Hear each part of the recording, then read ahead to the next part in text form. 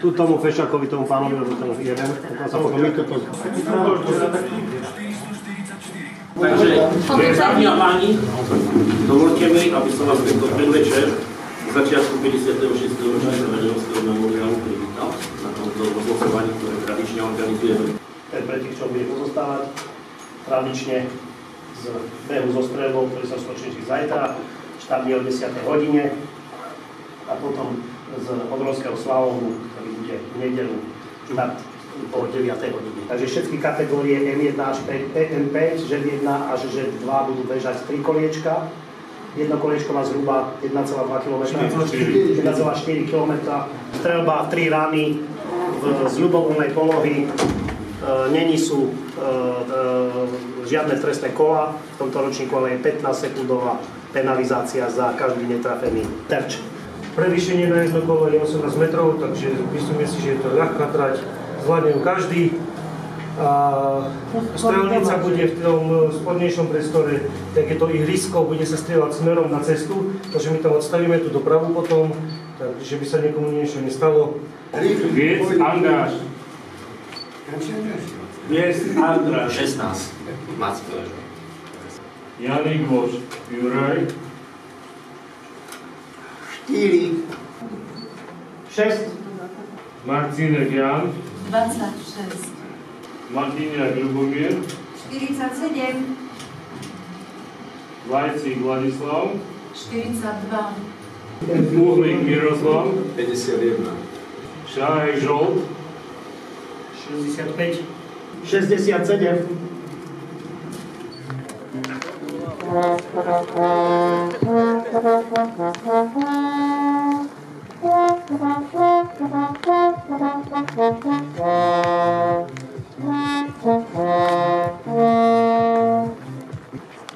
Dámy a páni, lesníčky, lesníci, ľudia majúci radi prírodu a lesy, dovoľte aj mne, aby som menom organizátora štátnych lesov Tatranského národného parku, ktorý už tradične organizoval, v minulosti organizuje ešte aj dnes, 56. ročník Venerovského memoriálu, ktorým si pripomíname jedného z významných lesníkov, ktorý aj skrz svoj vzťah a prácu v prírode nechal v tej prírode počas pohnutých vojnových časov aj svoj život.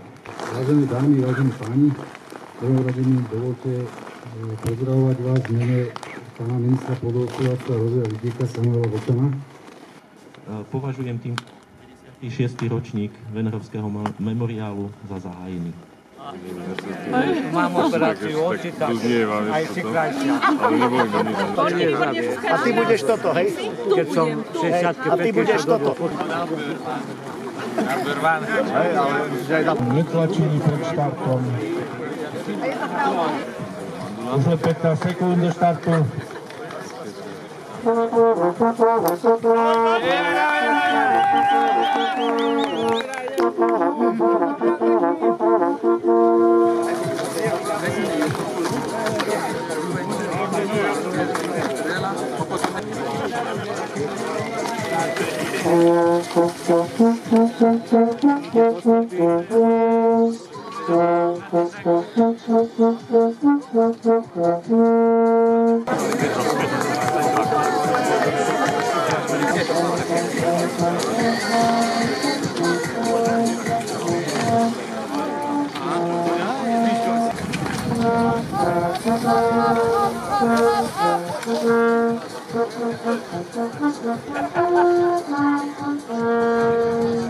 Nováčikovská daň, možno prvý a posledný raz za štátne lesy Tánapu.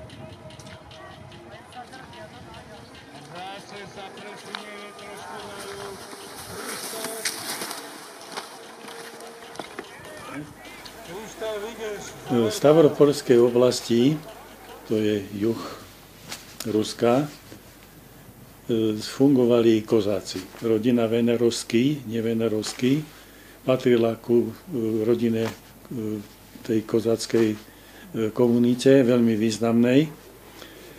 A po vlasteneckej vojne, keď červenoarmíci nabili bielogvardejcov, tak hrozili represie voči kozákom z pohľadu Stalina. To boli vtedy ostré veci. A keďže kozáci títo patrili na druhý breh, tak hrozili represie a v 1921 roku Dimitrij mal 18 rokov a z 3 detí bol asi najzdatnejší pre štúdia. Tak ho rodina vyslala preč.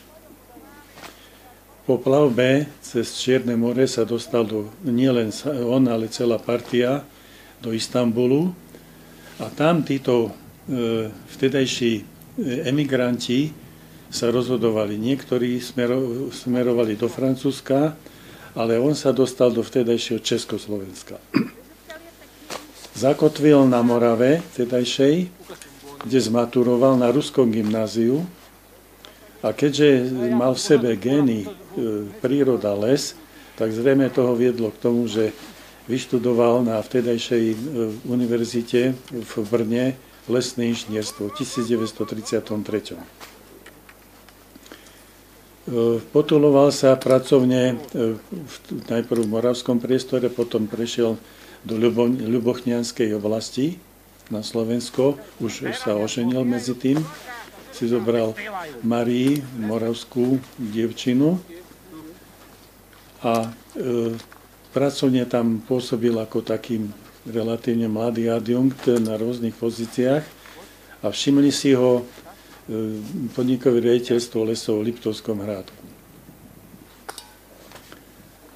A poverili ho aj ďalších už v období vojnovom taxovaním alebo mapovaním lesov od Javoriny, pôvodných hojenovských, až po Podbanské. Čiže poznal tie lesy tatranské pomerne dôverne. A keď bol v oblasti Javoriny, tam došlo k zaujímavému stretu. Stretol tam mladého domáceho Jozefa Krasulu. Ten sa mu ako taký pomocník, asistent v teréne veľmi pozdával a následne ho podporil, aby išiel na lesnícku školu. To malo potom svoje pokračovanie. Keď vypuklo Slovenské národné povstanie, tak pohyboval sa Venerovský, zmenil si meno, priezvisko z Venerovský na Venerovský. Zrejme v tom Československu to bolo vtedajšom akceptovateľnejšie. No a na Podbansku ho zastihlo povstanie. A teraz dochádza k určitému paradoxu. Uvedomil si, že Hitler útočí na jeho rodnú Rusko. Utiekol pred stalinizmom, ale dal sa do povstania, aby bojoval proti okupantovi svojej rodnej Rusy, nie za Stalina, ale za Rusko. A žiaľ, v októbri 1944 nad Ružomberkom na Podsuchej neprežil útok nemecký. On patril vzhľadom na svoje skúsenosti medzi partizánskych prieskumníkov. Ale ten detail, ktorý sa zachoval v dostupných podkladoch historických, išli na prieskum, lenže Nemci ich už čakali. A vyšli na čistinu, partizáni a nemali šancu. No a ten spomenutý Jozef Krasula bol v nedalekom oddieli partizánskom, sa to dozvedel a on bol prvý, čo zvestoval vdove v Liptovskom Hrádku, už vdove, túto zvesť. Ale počúvaj, ja som stále prvý doma.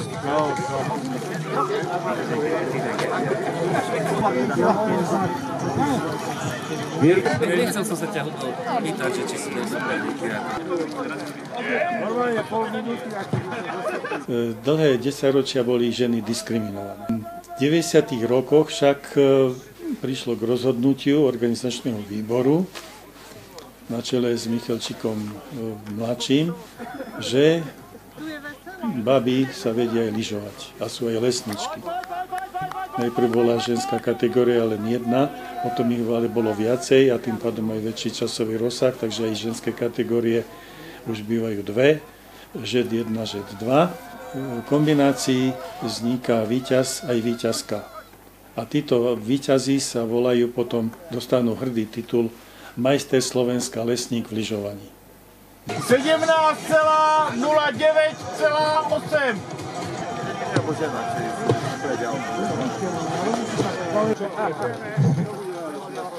Prosím, ja som ešte nebol na svete, a tu si už chodil na Venerovský memoriál. Čo ma? Môžem? Čo?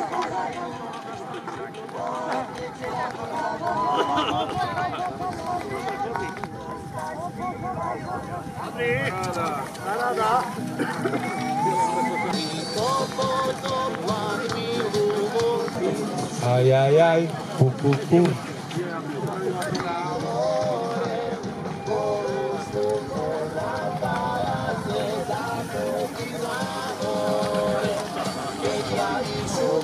Nie som to tak, ako som si prijal, ale nevadí.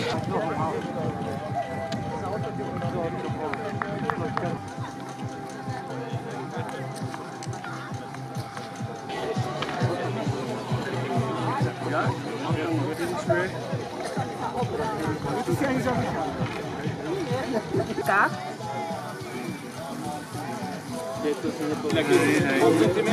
Ďakujem. Musím to ukázať. Bolo to super. Na budúce všetci.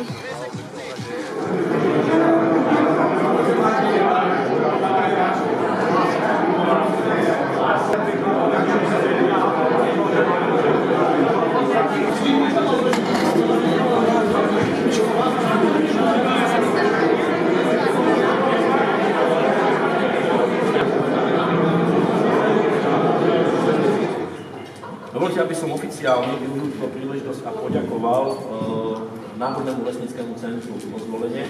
Je tu pán generálny riaditeľ Peter Malový. Takže pán generálny riaditeľ, dovol, aby som ti v mene organizácie Štátneho lesníctva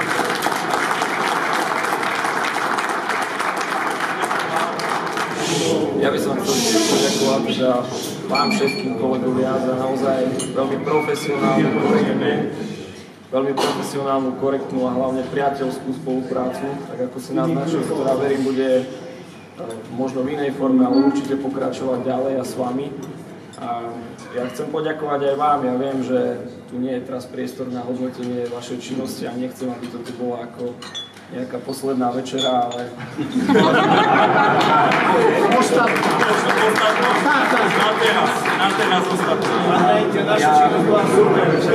Ja viem, že sa teraz určite mnohí z vás cítite veľkou časťou, veľkou určitou časťou spoločnosti nedocenení, ale ja vám prajem a verím, že história ukáže, že ste mali pravdu a že nielen táto naša spolupráca, ale aj slovenské lesníctvo bude pokračovať ďalej napriek tým ťažkostiam, ktoré teraz prekonáme. Takže vám prajem veľa šťastia nielen v zápolení, ale aj v tom ďalšom pôsobení tu v Tatrách, lebo vy spájate celé Slovensko v tom, že tu všetci radi chodíme, tak verím, že to bude pokračovať. Lesu zdar. Les zdar.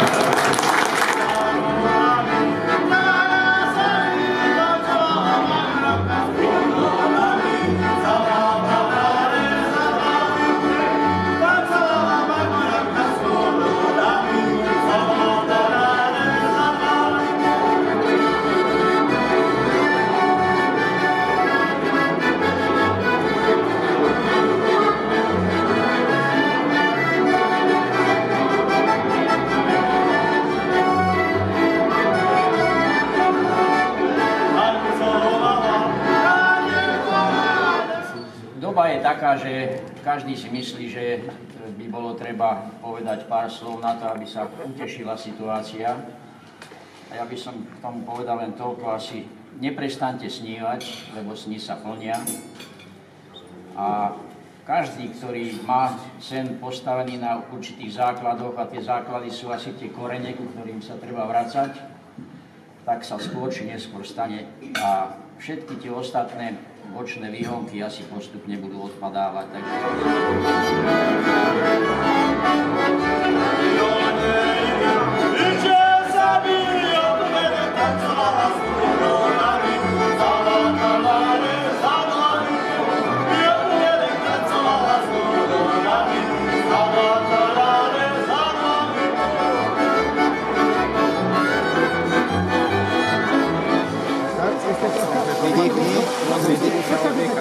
Vlado, vydýchni. Vydýchni. Vydýchni. Vydýchni teraz. Takže keď na tú terasu sadneš, tak budeš dokola.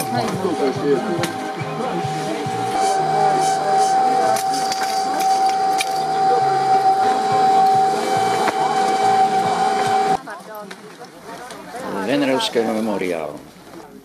Tento názov alebo tento pretek ma sprevádza prakticky po celý môj doterajší život a nutne evokuje k tomu, aby som si spomínal na jeho začiatky, na ktoré si ja ako malý chlapec ešte pamätám.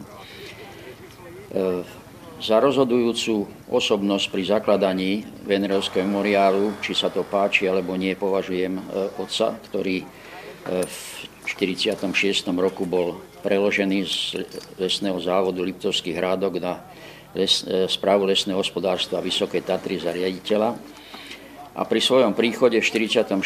roku jasne načrtol program, ktorý čakal vývoj na tomto území v podobe zriadenia chráneného územia Tatranského národného parku. Keďže súčasťou tohto územia boli lesníci, ktorí sa dovtedy starali o toto územie, tak aj vzťah k zimným športom a k lyžovaniu sa odvíjal od ich schopností ovládať v teréne lyže. Otec bol od malička zástancom toho, že každý, ktorý sa pohybuje, či už profesionálne alebo za osobným záujmom po lesoch, musí ovládať lyže tak, aby sa pohyboval bez námahy, ale aj čo najväčší škôd v tomto teréne. Vyplýva to z jeho pôvodu, pretože narodil sa na samote v horehronskej dedine Priechod, v rodine horára štátneho, a už jeho návšteva školy v Podkoniciach si vyžadovala presun na lyžiach, pretože zhruba tých 7-8 kilometrov bolo treba prekonať každý deň, najprv dole na lyžiach a potom peši hore. Tým pádom sa naučil ovládať lyže tak, že bol schopný požadovať aj od svojich zamestnancov, aby takýmto spôsobom lyže ovládali pri svojom povolaní. Pri príchode do Tatier jedným jeho cieľom bolo okrem založenia Tatranského národného parku aj vypracovanie smernice, ktorú vypracoval v 46. roku, kde jednoznačne načrtol potrebu všetkých lesníkov v horských oblastiach, aby ovládali lyže.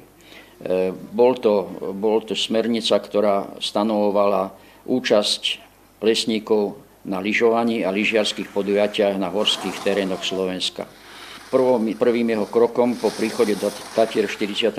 roku v decembri za podpory vtedajšieho povereníctva pôdohospodárstva a orby a menovite riaditeľa inžiniera Juliusa Chovanca, ktorý podľa okolností pochádzal takisto z Horehronia, zo Slovenskej Lubče, zorganizoval prvý lyžiarsky výcvikový kurz pre lesníkov.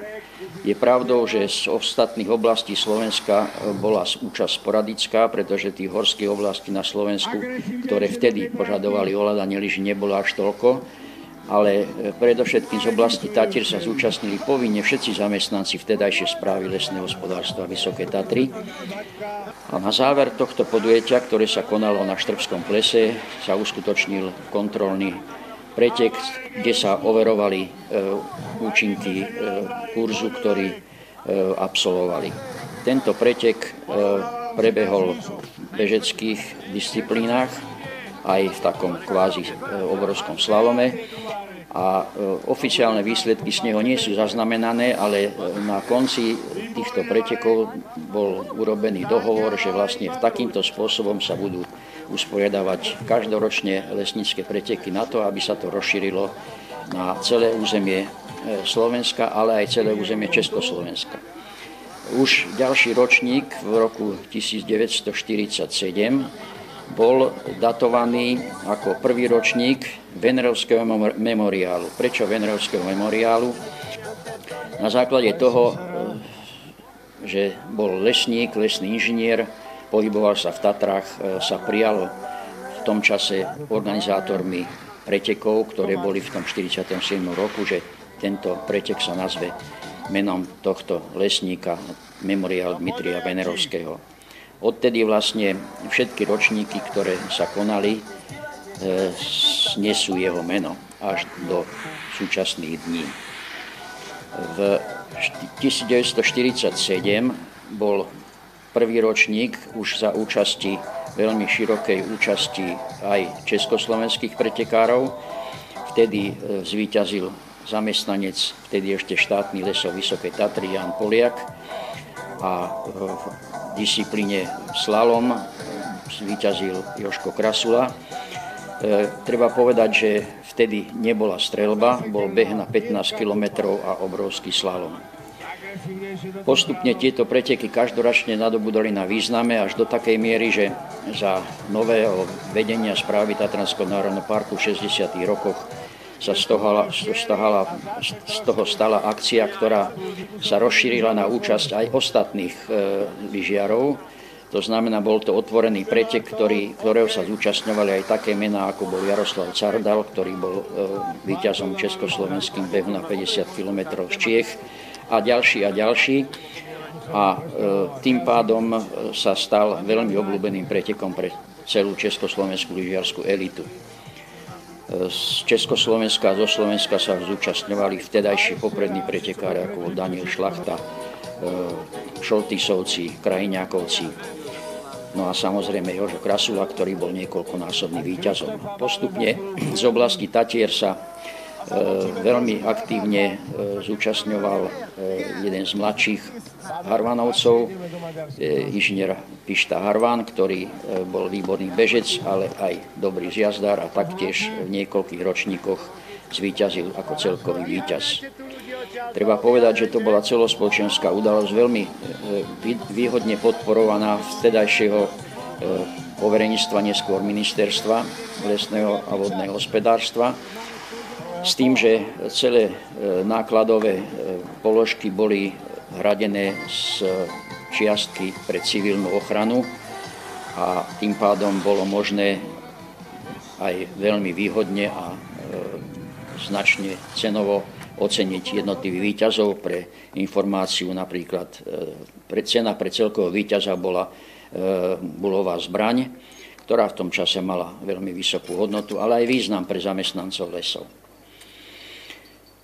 Pohyb na lyžiach v lesoch sa stal pre tatranských lesníkov povinnosťou s tým, že už pri príjmaní do organizácie správy Tatranského národného parku bol jednoznačne požadovaný kvalifikácia ovládania lyží, a to aj pre bežecký pohyb alebo aj pre zdolávanie svahov a okrem iných aj tatroznalectvo a morálne a charakterové vlastnosti, ktoré boli základom preto, aby zamestnanci novej správy Tatranského národného parku vedeli presadzovať myšlienky ochrany prírody v Tatrách. Musím spomenúť ľudí, ktorí sa vlastne podielali na vytvorení aj z tohto orgánu, pretože v tom čase veľká podpora okrem riaditeľa hlavnej správy Chovanca bola od ostatných zamestnancov ministerstva. Musím spomenať meno Štefan Grantner, Gabriel Mazur, Fredo Fischer, ktorí boli vo funkciách na vtedajšom povereníctve a podporovali Venerovský memoriál. Čiže to bol základ preto, aby sa stal takýmto pretekom, ako je dodnes. Odchodom týchto pracovníkov v zmenách, štruktúrach a postupne aj politickej klímy sa pretek začal byť náročný na financie. Ministerstvo začalo uvažovať o znížení počtu pretekov najprv na 3-ročný cyklus v 70. rokoch, neskôr až na 5-ročný. No a posledný ročník tohto cyklu za bývalého politického systému sa odohral v roku 1978 tohto preteku. Mojím príchodom na ministerstvo lesného a vodného hospodárstva roku 1991, keďže som bol v stálom kontakte s Jožom Krasulom aj s Tatrami, vyprovokoval myšlienku opätovného zriadenia Venerovského memoriálu a po dohovore s vtedajším povereným riaditeľom správy Tatranského národného parku inžinierom Bodkom sme v roku 1991 usporiadali následný ročník Venerovského memoriálu tu v Tatranskej Lomnici a od toho roku vlastne každoročne sa tento pretek pod gesciou správy Tatranského národného parku, neskôr po rozdelení organizácie gescií štátnych lesov Tatranského národného parku a za účasti potom aj občianskeho združenia, ktoré odbor pre lesníkov a ochrancov prírody Tatier, ktoré sme zriadili po mojom odchode do dôchodku, bol usporiadaný a vlastne posledný ročník, ktorý bol pred 2 rokmi následkom covidovej situácie sa 2 ročníky neuskutočňovali. Vlastne stojíme na prahu dnešného ročníka a bol by som veľmi rád, keby nasledovníci, ktorí budú riadiť túto činnosť na území Tatranského národného parku, v tejto tradícii pokračovali. Treba povedať, že po 1948, kedy sa začal kreovať Tatranský národný park, prvým najväčším lyžiarským podujatím bol Tatranský pohár, ktorý sa uskutočnil v 1951 roku, kde jednoznačne organizačný výbor bol zložený okrem zástupcov Národného výboru Vysoké Tatry športovcov, ale v organizačnom výbore boli zamestnanci štátnych lesov. Musím spomenúť pána Joža Millera, musím spomenúť môjho otca, ktorý bol predsedom organizačnej zložky Tatranského pohára. A následne vo všetkých takýchto podujatiach na čele organizačných výborov sa vyskytoval riaditeľ tejto organizácie. A zamestnanci mali povinnosť účastniť sa ako rozhodcovia, ako technici, ako dozor nad tým, aby pretek jednak po športovej stránke, ale aj po stránke ochrany prírody prebehol bez následkov. Čiže každé hromadné podujatie, ktoré sa uskutočňovalo za týmto účelom, bolo tvrdo kontrolované, ale aj organizované zamestnancami štátnych lesov, neskôr správy Tatranského národného parku. Pri mojom príchode do Tatier v 90. roku som sa snažil túto skutočnosť uplatniť aj tým, že som takisto sa stal predsedom organizačného výboru Veľkej ceny Slovenska na niekoľko rokov a myslím si, že súčasné ustupovanie od tohto je na škodu veci ochrany prírody, pretože keď niečo nevidíme, nemôžeme to kontrolovať a nemôžeme to usmerňovať. Takže je to takisto odkaz pre ďalšie generácie, ktorí na tomto území budú pôsobiť. Treba byť účastný aktivít, ktoré sa na tomto území vyskytujú. Okrem spomínaných lyžiarov, ktorí boli aktívni účastníci, treba povedať, že všetci zamestnanci, spomeniem námestníka Jula Kukuru, námestníka Pala Helma, Martu Kukurovú Millerovú, ktorá bola jednou z víťaziek Venerovského memoriálu v prvých ročníkoch. V tých prehľadoch je uvedená. Martin Užík, ktorý bol veľmi činný, Urban Aladár, ktorý bol veľmi činný ako rozhodca a ďalší, všetci vedúci ochranných obvodov boli, okrem spomínaného Martina Lehockého, Chovanec Jano, Furín Vlado, čo si spomínam na mená. Čiže každý z týchto bol aktívne činný aj v organizačných výboroch jednotlivých pretekov. Tým pádom sa tá myšlienka presadzovania vtedy ešte nie tak profitovanej názvu ochrana prírody, ale vtedy ešte všeobecnou názvu starostlivosti o lesy a územie dokázala presadiť aj pri takýchto veľkých podujatiach bez najväčších škôd. Vrátane majstrovstiev sveta v 70. roku, kde takisto bol Turošík členom organizačného výboru a zamestnanci správy Tatranského národného parku boli aktívni v rozhodcovských aj športových komisiách týchto pretekov. Ten prienik lyžiarskeho športu cez lesníkov bol tu v Tatrách výrazný a akceptovaný vo svete. Žiaľ, dneska pre Vysoké Tatry túto pozíciu prevzala Jasná, vzhľadom na komerčnosť, ktorá dneska ovláda tento šport, ale myslím si, že z pohľadu dopadov takýchto akcií jednoznačne bude potrebné nadviazať na tieto tradície, ktoré boli tu, ale nie na tradície, ale potrebu, ktorá tu bola a revitalizovať túto činnosť v organizáciách, ktoré zastrešujú ochranu prírody a starostlivosť o územie národnom parku. Aha. Neskočila ona. Nie, do 55 teraz. Nie, to je 45. Tak kurník 57, 45. Ale nemám to tu.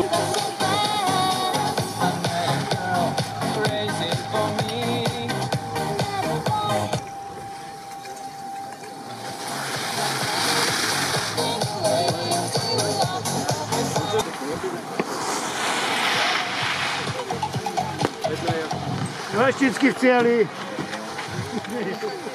Aj technicky je v cieli, áno. A Janko Palic je v cieli.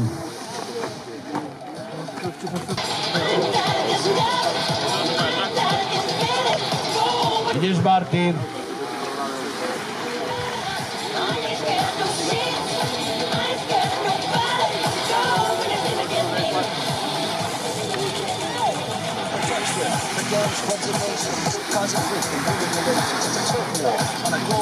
Aj Martina tu máme, no a jedna opravná jazda ešte dodatočne. To je kamera, prosím pekne, tak môžete aj niečo hovoriť. Radšej nie.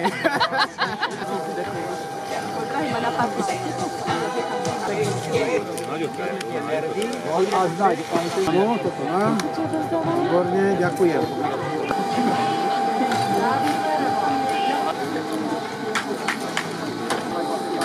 Oha. Bude to vyzerať.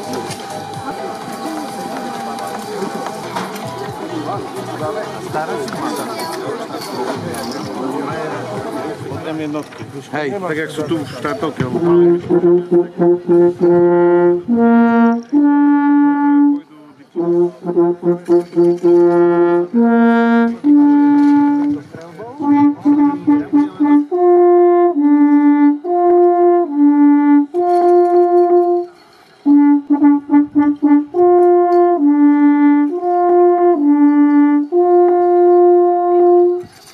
Kategória M1, muži najmladší, beh so streľbou, áno, prvé miesto Jurčo Michal, štátne lesy Tanapu, druhé miesto Bartík Martin.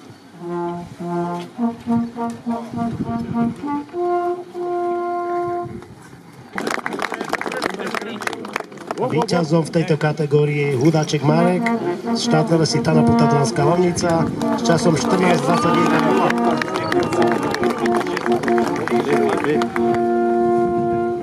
Pokračujeme s kategóriou M3. Tretie miesto Lonský Ľuboš, lesy Slovenskej republiky, štátny podnik. Druhé miesto patrí štátnym lesom Tanapu, Fabian Ľuboš. A tradičným víťazom tejto kategórie je z lesov Slovenskej republiky, štátny podnik Banská Bystrica, Ľubomír Machiniak s časom 12:28. Kategória M4. Tretie miesto Strelec Jaroslav, druhé miesto štátne lesy Tanapu. Vladimír Rusnák, víťazom tejto kategórie je z lesov Slovenskej republiky, štátny podnik Banská Bystrica, Dušan Gerek. Beh so streľbou, kategória M5 na 56. ročníku Venerovského memoriálu. Na treťom mieste štátne lesy Tanapu, Tatranská Lomnica, reprezentant Peter Šaling. Druhé miesto Urbar Priekopa, Holiga Jan. A víťazom v tejto kategórie za klub lesníkov lyžiarov Slovenskej republiky s časom 19:04.3 Pálko Dvorčák.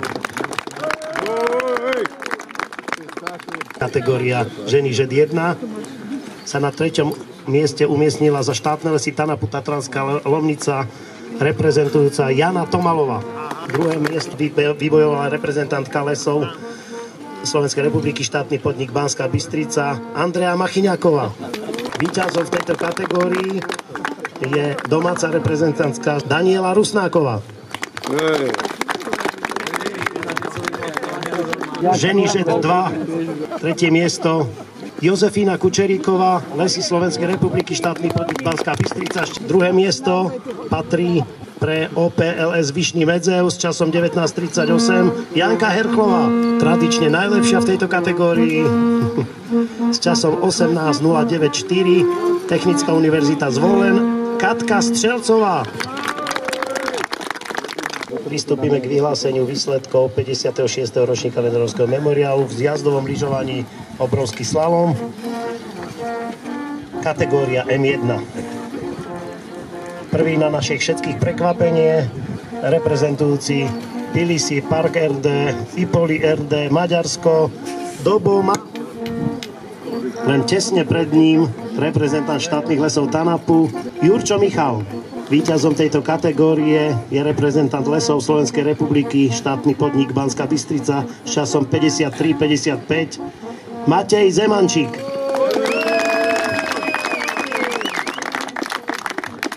Kategória M2. Tretie miesto vybojoval za Lesy SR štátny podnik Banská Bystrica s časom 52:34 Marek Tabernaus. Druhé miesto Lesy Českej republiky s časom 52:19 reprezentant Bláha Zbinek. A najrýchlejším v tejto kategórii bol domáci reprezentant za štátne lesy TANAPu Tatranská Lomnica s časom 50:50 Hudáček Marek. Obrovský slalom, kategória M3. Tretie miesto pre Lesy Slovenskej republiky s časom 56:79 vybojoval Ľubomír Machyniak. Druhé miesto s časom 53:09 tiež reprezentant Lesov Slovenskej republiky, štátny podnik Banská Bystrica Dolník František. Víťazom v tejto kategórii s časom 52:16 tiež reprezentant Lesov Slovenskej republiky, štátny podnik Banská Bystrica Marek Krajčov. Kategória M4. Tretie miesto s časom 53:26 reprezentant Lesov Slovenskej republiky, štátny podnik Dušan Gerek. Druhé miesto taktiež z Lesov Slovenskej republiky, štátny podnik Banská Bystrica s časom 53:25 reprezentant Marian Jagerčík. Najlepší pretekári však sa rodia v Českej republike v tejto kategórii a je to aj najlepší čas obrovského slalomu. A s časom 50:16 je to Petr Mencák. Obrovský slalom, kategória muži M5. Tretie miesto reprezentant štátnych lesov TANAPu Tatranská Lomnica s časom 1:10:53 Peter Šalín. Druhé miesto reprezentant tej istej firmy s časom 1:10:42 veľmi tesné Mikuláš Michalčík. Najlepší v tejto kategórii s časom 1:09:96 Pavel Dvoršák.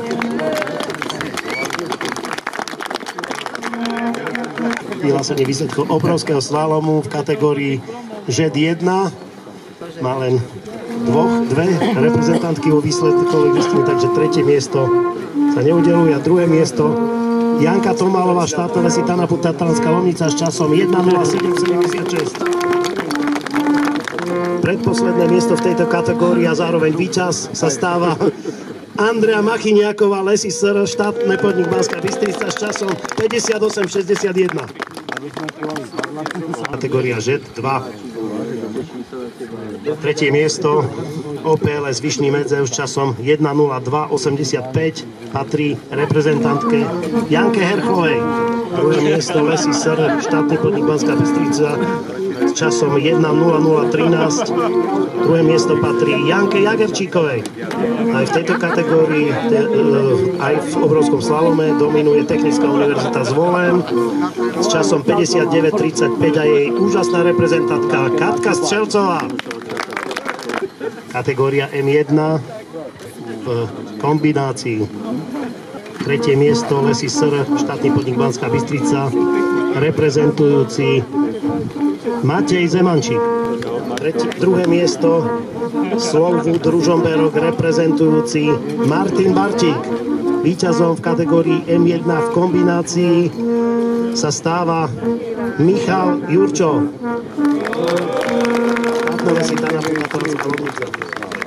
Pristúpime k vyhláseniu kategórie M2 Venerovského memoriálu 56. ročníka.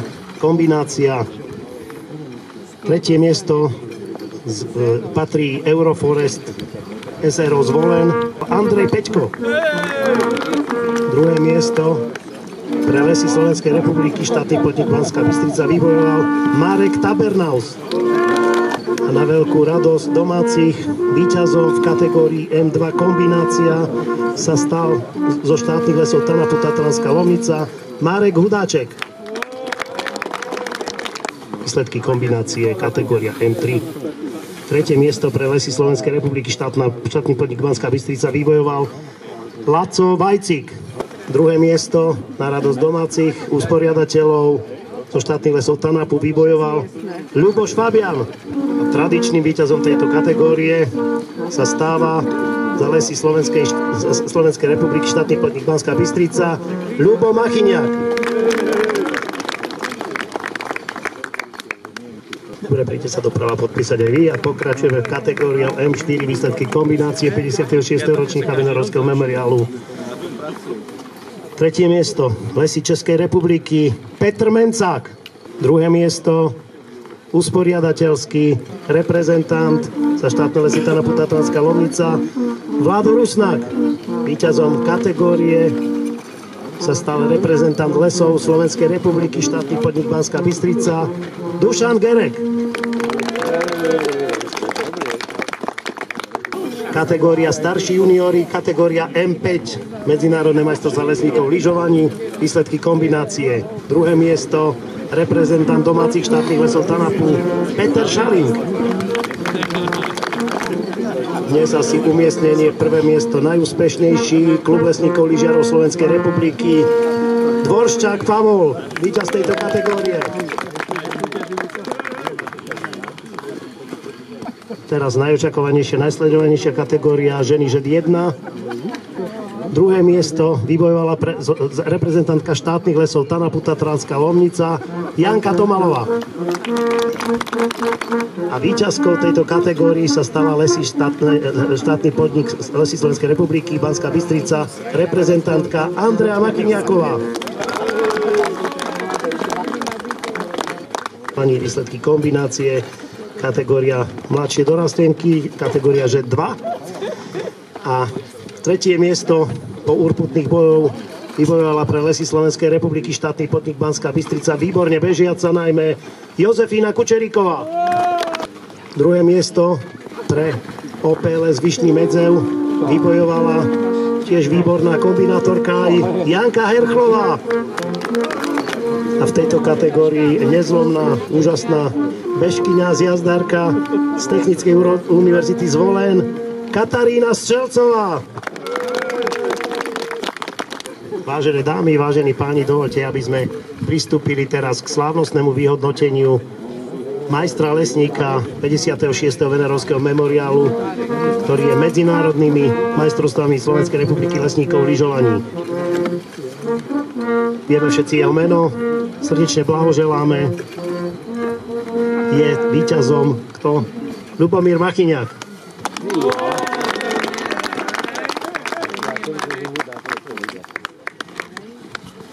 Pristúpime k vyhláseniu v rámci 56. ročníka memoriálu Venerovského majsterky Slovenska v lyžovaní. Ako sme už predznačili, víťazkou je Andrea Machyniaková z lesov Slovenskej republiky štátny podnik Banská Bystrica. Vážení športoví priatelia, a teraz ešte je tu kategória, kde by sme sa chceli dostať asi všetci. A to je kategória najlepšieho lyžiara v zrelom veku, ktorý tradične všetci sme ho povzbudzovali. Je úžasný, sme radi, že je medzi nami. A tým najlepším lyžiarom, myslím si, že si zaslúži absolutorium, je Pavol Dvorščák. No ale hádam nie.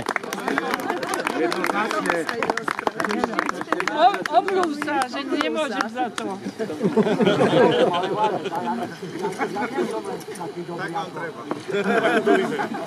To nemusíš ísť hore. A teraz myslím, že kľudne môžeme vyhlásiť, aby k nemu prišla jeho manželka, ktorá je tiež najúžasnejšia lesnička. Veľký potlesk.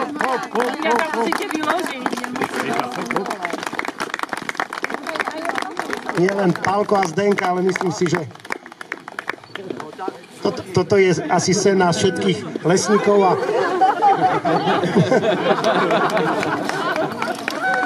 lyžierov, aby sme to dopracovali takto. Takže srdečne im blahoželám.